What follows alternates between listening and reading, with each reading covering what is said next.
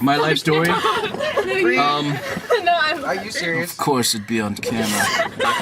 It all began one fateful day in Seoul, Korea. A man and a woman. Well, they did things, and I was conceived. However, the real miracle did not happen until November 25th of 1981, when I was birthed. It was a long and arduous process from what my mother tells me. I don't remember much myself. I believe I was highly doped up. I'm not absolutely certain of this, but I will state it as fact. Now, after this, there were just a series of miracles upon miracles upon miracles. The first such being, when I was born, I slapped the doctor. I don't want a steady diet of cheese. I think maybe. I just elbowed the camera. Nothing. I suddenly regret this decision. Portion 2. After I slapped the doctor, not the duck, the next miracle happened. Actually, immediately after, the duck turned into a duck. Whose face? That's so not mine. No, the doctor did not give birth to me. My mother gave birth, but the doctor aided in the birthing process. This is what he looked like after he turned into a duck. It's more like a football, and, you know, Michael Vick wasn't that popular. In fact, I believe he was only 2, maybe 1. I'm not exactly sure. The duck had a football with a big 7 on it. It was weird. Not a sports person myself. However, doctor, duck, then football, next miracle. Well, it wasn't necessarily a miracle, but I started walking, faced around the hospital, met a couple nurses, and told them, hey, I'm in that room over there, implying, hey, you know, if you want to hang out later, you can come by. And they took it as, oh, you're lost. Here, let us put you back. They said it in that weird accent as well. I don't know why. It's very warm in here! You have the heat on! Dirty man!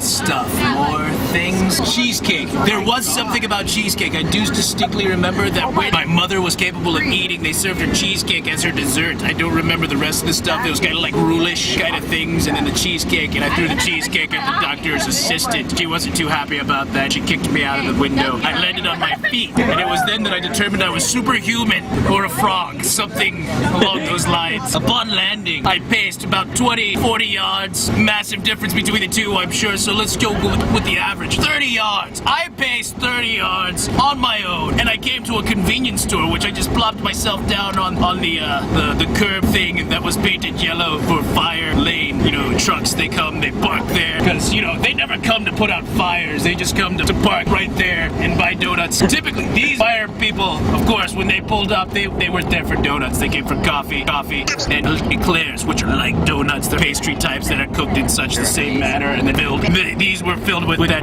Boston cream crack. Which brings us to our next question. What are they putting in the meatloaf? I prefer the real whipped cream type stuff.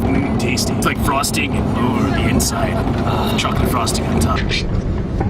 Yes. Now, I'm sitting there on the curb, and the fire truck comes, and they buy their eclairs, and they buy their coffee, and then the cops pull up, and they're like, hey, that's our lane too. The firemen were like, no, it says fire lane. Fire for us. Firemen on fire. Man, you're pigs. Cops, your lane is over there. And he pointed at the dumpster. And then there was this brutal fight. The cops broke out their 9mm and started shooting at the firemen. And the firemen took out their hose and started spraying them down. And you think, hey, guns versus water. Who's gonna win? The water won. You didn't see that coming. Of course you did. You're gonna assume it was gonna be the underdogs. And of course it was the underdogs. And they had the right of way because there's the fire lane.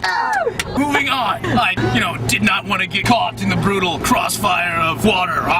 Guns, bang, bang, bang. So I left, and I went back to the hospital. But on my way, my parents pulled in. They're like, oh, there he is. He's chilling on the curb. So I jumped in the car. They were like, no, we're going inside. We went inside, and my mom played Miss Pac-Man for like 2 hours. So I went back out on the curb after all the brouhaha had settled, and the cops were gone, embarrassed and lying in the dumpster. And the firemen were out there laughing, waiting, and then getting in the fire truck, filling up the dumpster, and then driving away. It was an awesome sight, I swear. It happened. It's so true. You can't make this stuff up. Most people don't remember what happened immediately after they were born, but me, like I said, superhuman, flew out the window, landed on my feet, walked 30 yards to a convenience store to finish it all off while my mother was playing Miss Pac-Man in the arcade system for like 2 hours. I'm a gorilla! Not the point. Doesn't matter. Whichever. I went in and drank the whole Slurpee machine. Not possible, you say! The total volume of an infant child at 6 pounds and 14 ounces and 19 inches long cannot possibly take in the entire consumption of what is contained within a normal Slurpee machine. But like I said, I'm superhuman. You can't expect these things to happen. Plus, I'm part ninja. You don't make things like this up. It just happens. There was a hobo on fire. I remember that. You weren't even there! But there was a hobo. How do you know? He's on top of things. Some psychic link, that's weird. You must be ninja too.